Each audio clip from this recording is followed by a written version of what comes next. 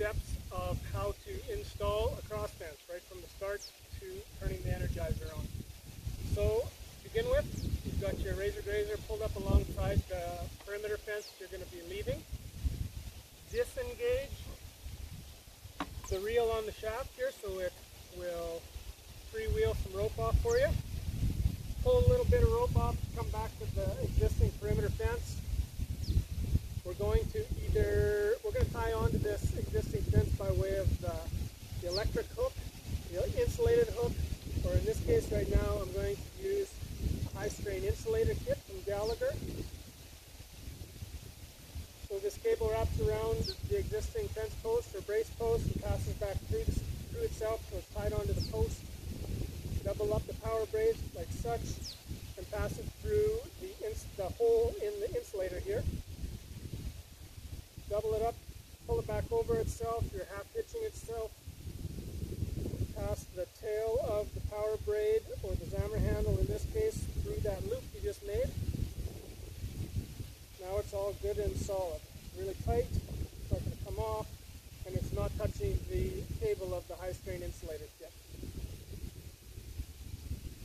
So hopefully you're not working by yourself and somebody's driving the quad and somebody is stepping in the posts.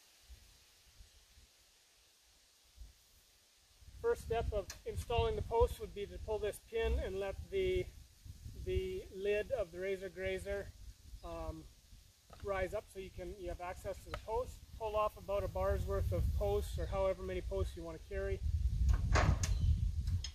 Put the lid back down so the posts don't fall off in transport. So the walker's got an armload of posts. Quad driver drives out the fence line. The post guy is stepping in posts every 40 to 60 feet depending on the lay of the land. If it's rolling hills, you're gonna chew through quite a few more posts as you'll use more down in the draws, but you're probably going to be up in that 50-60 feet apart on really nice flat pasture. So now your quad driver is going a half a mile to the other side of the quarter section. Dispensed a half a mile of power braid rope. All the posts are in. This is where you're going to set up the Razor Grazer right here at this side of this end of the quarter. So at that point you can engage engage the reel on the power arm. Lock it into place. Now it's engaged by sliding that slide lock into place. It's good and tight. Hit the button to roll up the slack of the power braid. You can give it just a little bit more by hand like that. Now that's a nice tension. That's a nice tension on your cross fence. The next step would be to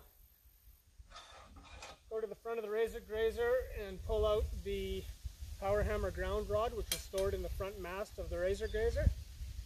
This is a 2-foot hammer in and hammer out ground rod system. For time's sake, I'm not going to drive the post all the way into the ground, but you would in your fence line, you drive this right up to this crossbar is flat on the ground. And you'd put it right in this area of the machine because now you need to go to the front of the Razor Grazer and pull off the positive and negative cables coming from your Energizer.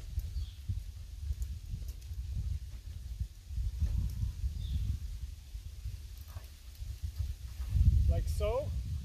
Power lead, negative lead has the clamp on it. Power lead has the red tape on it indicating power.